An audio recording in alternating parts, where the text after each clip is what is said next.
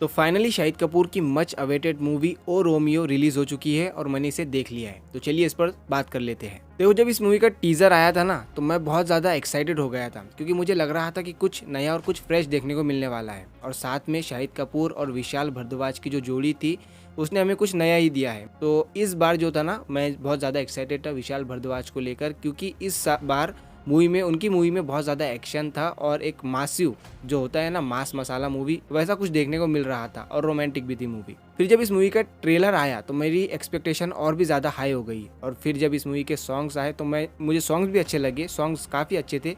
एक वो जो सॉन्ग था पान की दुकान वाला, वो भी अच्छा था। एक दिशा पटानी का जो आशिकों की कॉलोनी में वो सॉन्ग था, वो भी अच्छा लगा। और बाकी जो दूसरे रोमांटिक सॉन्ग थे अरिजीत सिंह के, वो भी अच्छे थे।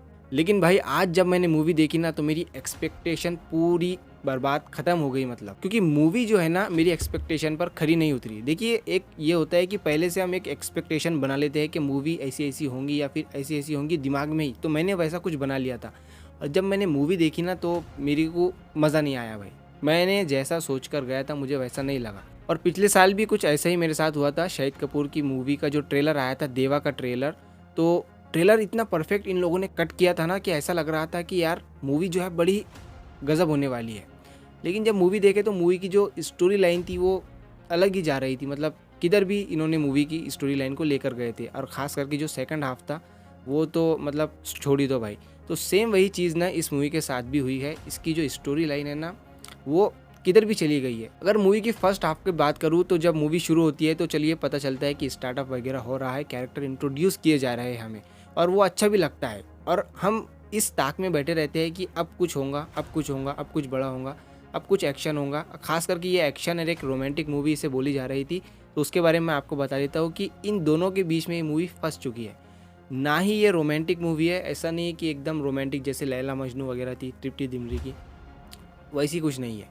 और ना ही एकदम एक्शन मासी मसाला वैसी भी नहीं है। एक एक्शन सीन है, सिर्फ एक्शन फाइट होती है इसमें मूवी के स्टार्ट में, वो भी बिना इमोशन के। मतलब सिर्फ हीरो की एंट्री के लिए इन्होंने वो एक्शन सीन दिया होगा, वो बड़ा ज़बरदस्त था। और जब एक्शन सीन की ज़रूरत होती है इस मूवी में, क्या अब होगा एक्शन सीन, अब जो है शाहिद कपूर बहुत ज़्यादा मतलब लोगों को मारेगा, तो वैसा कुछ नहीं है। इस मूवी में उनका नाम उस्तरा है ना, तो वो बस आते हैं, गला काटते हैं और चला जाते हैं। लिटरली ऑडियंस का जो जोश था ना यार थिएटर में, वो एकदम कम हो गया था ये सीन देखने के बाद। बात करूँ अगर शाहिद कपूर की, तो देखो शाहिद कपूर हर कैरेक्टर में अपना 100% देते हैं, और उनका स्वैग जो है अलग ही होता है। मतलब कि जो देवा मूवी में उन्होंने जो कॉप का स्वैग पकड़ा था वो अलग था, इस मूवी में एक गैंगस्टर का स्वैग पकड़ लिया। ऐसा लग ही नहीं रहा था मुझे स्क्रीन पर, जब मैं देख रहा था ना उन्हें, तो ऐसा लग ही नहीं रहा था कि मैं शाहिद कपूर को देख रहा हूँ, ऐसा लग रहा था कि मैं उस्तरा को देख रहा हूँ।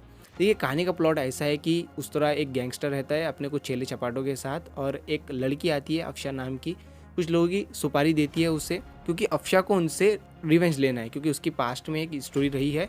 और वो स्टोरी में विक्रांत वासी हमें दिखाए जाते हैं, और वो एक गाने के अंदर ही स्टोरी, मतलब उस स्टोरी को इतना लमाया नहीं गया है। मूवी का जो सेकंड हाफ था ना, उसकी स्टोरी को तो इन्होंने किधर के किधर ही लेकर गए हैं। मतलब कि स्पेन में लेके चले गए मुंबई से, जो कि मुझे फिर से मैं आपको कहना चाहूँगा कि बड़ा बनाते बनाते इन्होंने एक खिचड़ी टाइप बना दिया है। मैं सोच रहा था कि इस मूवी से तो शाहिद कपूर का एक बार फिर से कबीर सिंह के बाद कमबैक हो ही जाएगा, लेकिन उन्हें ना स्टोरी वैसी नहीं मिलती है। लेकिन बंदा जो है ना कैरेक्टर में जान डाल देता है। इस मूवी में सिर्फ मुझे किसी ने स्क्रीन पर देखकर हंसाया है और स्क्रीन पर देखने पर मजबूर कर रहा है, तो वो है नाना पाटेकर। जब जब स्क्रीन पर आते हैं कमाल की परफॉर्मेंस देते हैं, और कॉमेडी इनके साथ जोड़ी रखी गई है। बाकी जितने भी कैरेक्टर जो भी कास्ट बताई गई है ना, जैसे कि अगर ले हम तमन्ना भाटिया, अविनाश तिवारी जो इस मूवी के मेन विलन है, उनका तो सिर्फ मुझे ऐसा लगता है कि एक्सटेंडेड कैमियो है।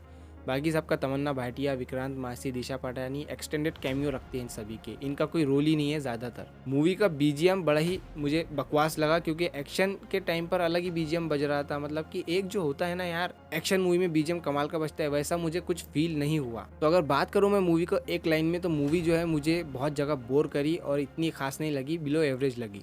वैसे मूवी से बहुत ज़्यादा उम्मीदें तो थी, लेकिन अब क्या ही कर सकते हैं, शाहिद कपूर को किसी दूसरी मूवी में देख लेंगे।